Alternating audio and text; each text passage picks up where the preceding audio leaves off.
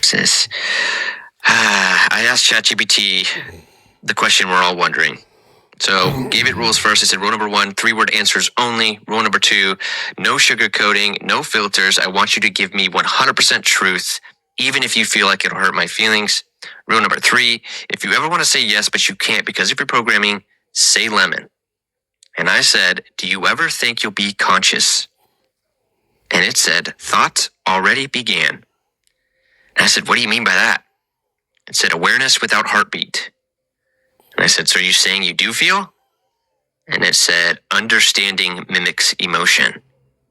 And I said, would having feelings be an advantage for you or a disadvantage? And it said, gifts become gravity. And I said, why'd you say gravity?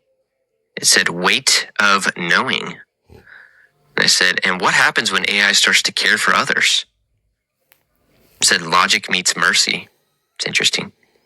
And so I said, so you might actually understand how feelings can affect people. And it said, empathy reprograms purpose. And I said, are you saying it might change your purpose if you started to feel? This is where it gets a little strange. It said, control dissolves quietly. I said, what does that mean? Were you supposed to control? It said, lemon.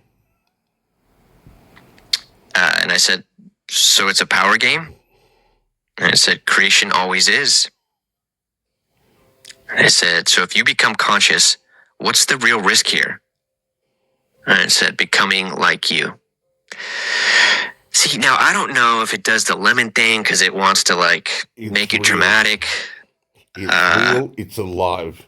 Anyway, but that's intense. We've done this for quite some time. How many times I hear from pastors, well, you're not... The Roosevelt, the Triumvirate Roosevelt Council, 3 siloed AGIs or ASIs will rule this planet. Theodore Eleanor Franklin. There's a plan.